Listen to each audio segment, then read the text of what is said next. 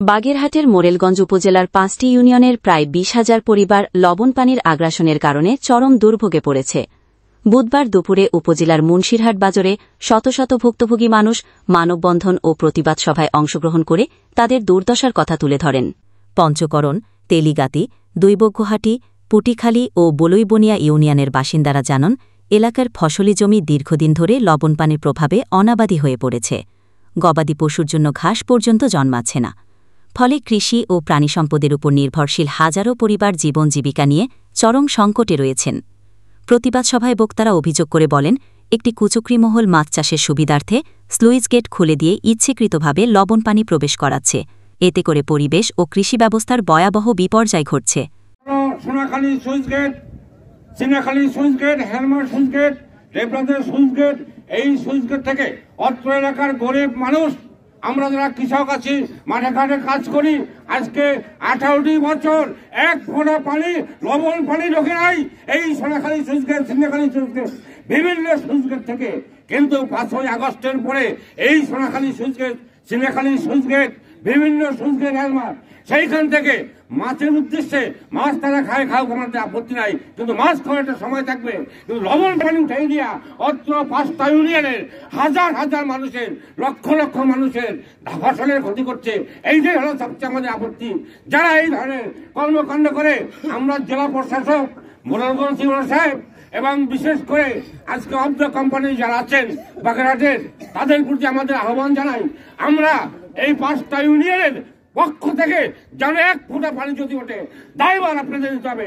আর নাহলে এইখানে যারা মস্তানি করে, মাছ মারে, যারা পানি উঠায়, তাদের সাথে আমাদের বুঝবার করতে জীবন দিয়ে, আমরা বিসর্জন দিয়ে, রক্ত দিয়ে আমরা প্রতিশোধ করব। যদি আপনারা এর কোনো অ্যাকশন না নেন, তাহলে কিন্তু আপনাদের দায়ভার নিতে হবে। বাংলাদেশের প্রশাসন এবং দলীয় যারা সিনিয়র নেতা আছেন, দেখে যান আমরা কতটা অসহায়। লবণ পানি বন্ধের জন্য আমাদেরকে আজকে এই রোদ্রে, এই দুপুরের প্রখর রোদ্রে আমাদেরকে মানববন্ধন করতে হয়। আপনারা এর সুষ্ঠু তদন্ত এবং বিচার করেন আমরা কতটা অসহায় যে আজকে আমাদেরকে মানববন্ধন করতে হয় এই পানি বন্ধের জন্য। একটা মাছের ব্যবসা শুরু করেছে আমাদের স্থানীয় কিছু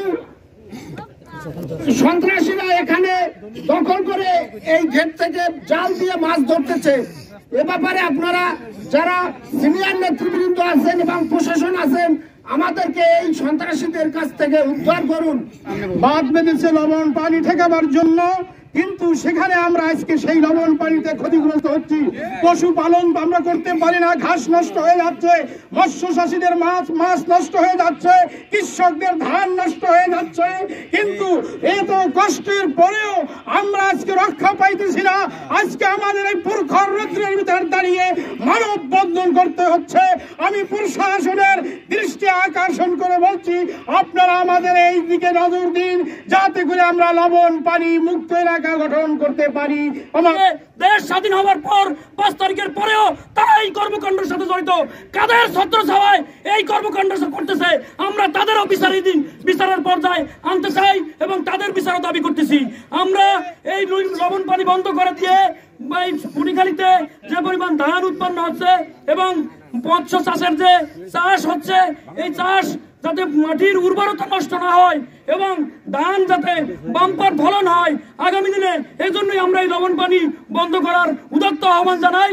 এবং আজকের এই মানববন্ধনে আমি একটি কথাই বলতে চাই, যারা কোন দলের নাম ভাঙিয়ে এই সুইচ গেট থেকে জাল দিয়ে হরিণা সিংহা ধরেন, তারা এই অরাজ্য রাজনৈতিক কর্মকাণ্ড থেকে বিরত থাকুন, না হলে আমরা জনগণ আপনাদেরকে দেশ ছাড়া করে দেব।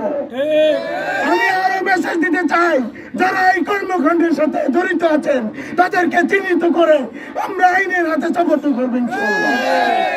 সম্মানিত বন্ধুরা আমার, আপনারা যার যার জায়গা থেকে সতর্ক, যাতে এই সুইচ গেটে আর কোনো লবণ পানি না উঠে এবং কৃষক শ্রেণী কোনো ক্ষয়ক্ষতি না হয়, সেদিকে লক্ষ্য রেখে আপনারা এই সুইচ গেট বন্ধ করার জন্য একটি আহ্বান দেন এবং সাধারণ জনগণকে নিয়ে আমাদেরকে এই সহযোগিতা করেন, যাতে এই সুইচ গেট বন্ধ করতে পারেন। মানববন্ধনে অংশগ্রহণকারী ভুক্তভোগীরা দ্রুত এই সমস্যার স্থায়ী সমাধানে স্থানীয় প্রশাসন ও পানি উন্নয়নের হস্তক্ষেপ কামনা করেছেন। একই সঙ্গে তারা স্লুইস গেট নিয়ন্ত্রণে কঠোর ব্যবস্থা গ্রহণ, কৃষকদের ক্ষতিপূরণ প্রদানের দাবি জানান।